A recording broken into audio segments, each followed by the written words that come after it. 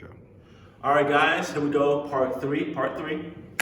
We're talking about the quadrants, but I want you guys to understand something when it comes to profit and risk, okay? Profit and risk. We're gonna start with profit. For example, we're gonna use a big business for the B. And let's talk about a company like Coca-Cola, okay? Coca-Cola.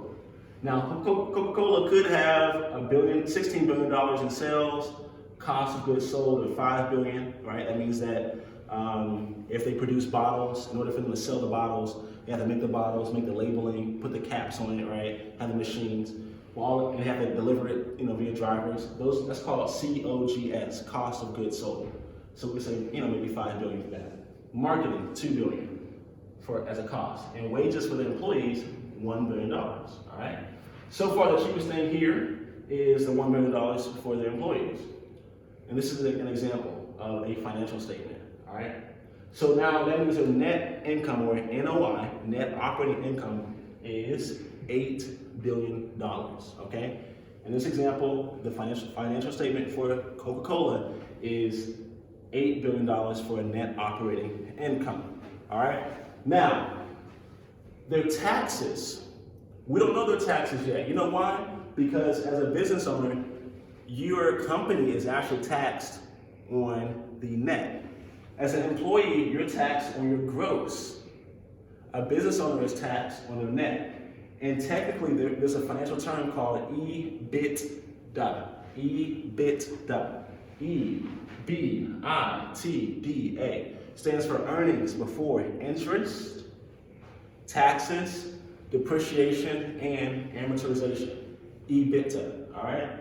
So that's their earnings before interest.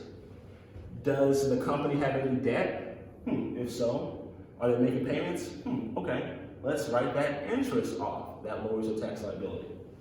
Does the company have any taxes? Yeah, let's factor that in. Does the company have any buildings? Does it have any assets like cars, trucks, etc.? Let's depreciate those assets. Let's lower the tax liability. Hey, does the company have any more mortgages on their buildings? They do? Amortization. Let's lower their tax liability. You guys follow me now? That's why the bigger business pays less taxes. So then we get to the returns. All right? That return rolls into their payout or disbursements to their investors.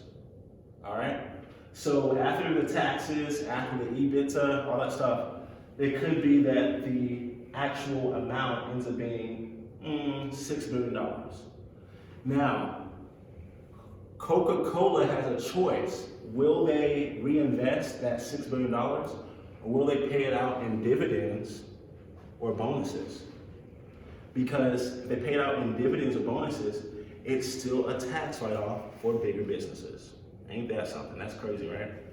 So what do? They pay it out to the investors because it's more beneficial on the tax code. Now, let's compare that to you as an employee. As an employee, how much interest can you write off? You can write off some of your home interest, but not too much. What about your car? Do you have a car loan? Can you write that off? Probably not. What about all the buildings you have? Can you write that off? Probably. All right. What about your cost of goods sold? What about you being at a particular work home office? Can you write that off as an employee? No, you can't. As a business owner, you can write off part of your space or part of your home as a cost of goods sold or as a operating expense for your business. You can. You can write off your Audible monthly bill as part of your education. You could. But only as a business owner, not as an employee, all right? And that's what we mean when we say that the business and the investor, and also the small business owner, they get to keep more of their profit, all right? More of their profit. And last but not least, when we talk about risk for the business, less risk here, virtually no risk here as an investor, most as an employee, and a little bit less as a sole proprietor. Well, actually, you probably have a lot of sole proprietors, it's just you, because if you lose the business, you lose everything. But let's talk about the investor in the business. When a company gets in trouble, who gets fired? The CEO. When a company does well, who gets the promotion? The CEO. When a company has a lawsuit, who gets fired? Normally the CEO is the one who gets fired, right? So the CEO is an employee, and that particular employee has more risk. But the investors are actually the chairman of the board, okay? You never see these guys. You have no idea who the chairperson, or probably the chairperson, you have no idea who the chairman of the board are. It could be 50 people, or it could be 5 people. You really don't know, right? So that person doesn't necessarily get fired at all. They have no risk. They don't even have to show up for all the meetings, depending on how the bylaws are written, right? So that's why there is more risk here, and less risk here and there, all right? One more thing, when a company is going bankrupt and they apply for a bailout to the government, because they have a lot of employees, they can get a bailout. So the company still stays relevant or alive. i.e. GE, i.e. General Motors, i.e. Ford, i.e. Hostess, et cetera, et cetera, et cetera, okay? So the more employees you have, the more leverage it is for tax incentives, tax breaks, and also for bailouts, all right? See you guys in the next video.